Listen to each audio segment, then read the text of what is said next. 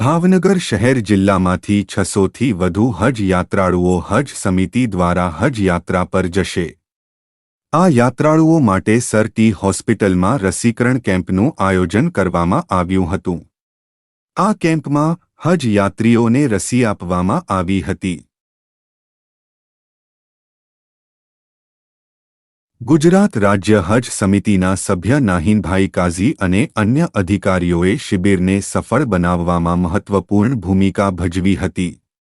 Reporter Zahid Kholiya, Bhavnagar.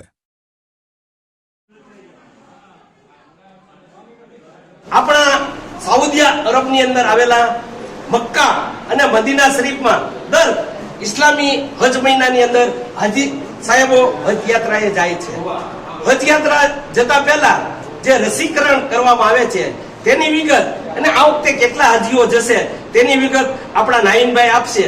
પણ એ પહેલા આપણા જે હજ યાત્રીઓ આ વર્ષે હજ માટે જાય છે તેમની માટે આપણે ખાસ દુઆ કરીએ કે અલ્લાહ તાલાના ફડલો કરમથી અને હજરત મોહમ્મદ મુસ્તફા સલ્લલ્લાહુ અલૈહિ વસલ્લમના સદકા વસીલાથી તેમની હજ યાત્રા સફળ નીવડે, તેમને કોઈ તકલીફ મુશ્કેલી ન થાય તેવી ખાસ દુઆ। અને હજ યાત્રીઓ પાસે આપણે કહીએ એમને કે તેઓ આપણી માટે દુઆ કરે, જે લોકો હજ યાત્રા જાય છે તેની માટે દુઆ કરે અને આપણા ભારત દેશ માટે ખાસ દુઆ કરે કે આપણા ભારત દેશની અંદર કોમી એકતા, ભાઈચારો અને એખલાસનો માહોલ કાયમ રહે, આપણો ભારત દેશ વિકાસ કરે, આપણો ભારત દેશ પ્રગતિ કરે તેવી ખાસ દુઆ।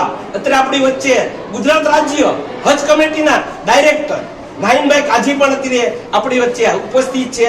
આ રસીકરણ શું છે અને આ વર્ષે કેટલા લોકો હજ યાત્રાએ જશે તેની તમામ માહિતી આપણા નાહિનભાઈ કાઝી આપશે। ગુજરાત રાજ્ય હજ કમિટી દ્વારા આજે ભાવનગર ખાતે મોનાગોકુલ નામની રસીનો કેમ્પ રાખવામાં આવ્યો છે। આ રસી કોઈ પણ જાતના વાયરસ હોય, તાવ હોય તે માટે રક્ષણ આપે છે અને આ રસી તદ્દન ફ્રી સરકાર દ્વારા આપવામાં આવે છે। આ વખતે ભાવનગર જિલ્લામાંથી 580 હાજીઓ હજ પડવા જનાર છે। તે જ રીતે સમગ્ર ગુજરાતમાંથી અંદાજે 17,000 હાજીઓ હજ પડવા જનાર છે અને 2 તારીખથી પહેલી ફ્લાઇટ ઉપડશે અમદાવાદ એરપોર્ટથી અને 2 થી 13 સુધીની ફ્લાઇટ, 13 તારીખ સુધીની ફ્લાઇટો મદીના શરીફ જશે અને 13 પછીની ફ્લાઇટ મક્કા શરીફ જશે। ગુજરાત રાજ્ય કમિટી દ્વારા તમામ આખું ઓપરેશન બહાર પાડવામાં આવ્યું છે। એએમસી અમદાવાદ મ્યુનિસિપલ કોર્પોરેશનના કમિશનર, એરપોર્ટ ઓથોરિટી દરેક વિભાગ દ્વારા એક બેઠક કરી અને તમામ હાજીઓ સુરક્ષિત કઈ રીતે મક્કા મદીના શરીફ જાય તે માટેના તમામ વ્યવસ્થા કરી આપવામાં છે।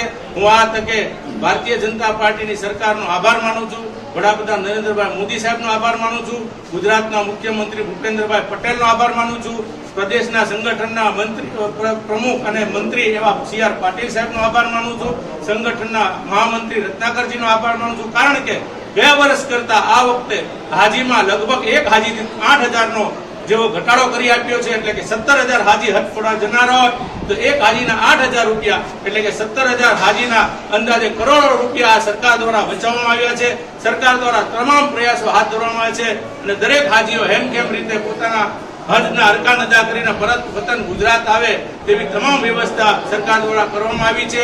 હું આ તકે હાજીઓને એક વિનંતી કરીશ, અપીલ કરીશ કે જે કાશ્મીરમાં હુમલો થયો છે ને જે આપણા પ્રવાસીઓ માર્યા ગયા છે તેના હકમાં પણ દરેક હાજીઓ ત્યાં જઈ અને દુઆ કરશે, દેશમાં અમન ચેન કાયમ રહે અને દેશ ખૂબ પ્રગતિ કરે તેવી દુઆ કરવા હું વિનંતી કરું છું। અસ્સલામુ અલૈકુમ।